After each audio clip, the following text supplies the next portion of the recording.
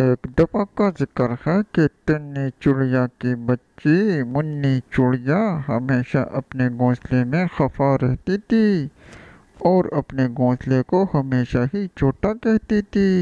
اسے بڑا گھونسلہ پسند تھا جہاں پر وہ اپنے دوستوں کے ساتھ کھیل سکے۔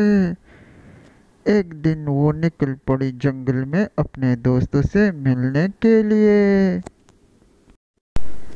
تنی چڑیا کی بچی منی چڑیا اڑتی اڑتی آخر کار پہنچ گئی اپنے دوستوں کے پاس۔ وہ اپنے دوست کبوتر اور ننھی چڑیا کے ساتھ گپ شپ میں مصروف تھی کہ اچانک اس کی نظر پڑ گئی ایک بڑے سے پنجرے پر۔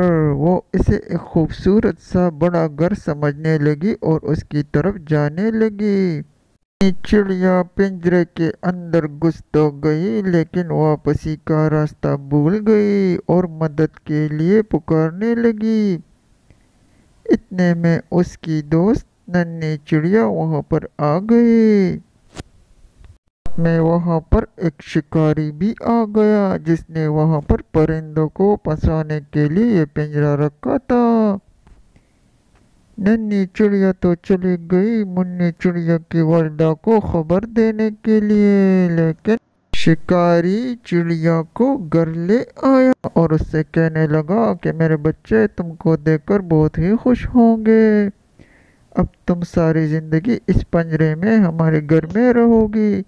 دوسری طرف منی چڑیا دل میں سوچ رہی تھی کہ اس پنجرے سے تو اچھا میرا گھونسلہ تھا، میں ویسے ہی اس میں خفا تھی۔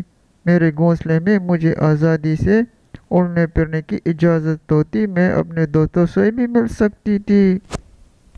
نہ میں بڑے گھر کی خواہش کرتی اور نہ اس پنجرے میں پھنستی۔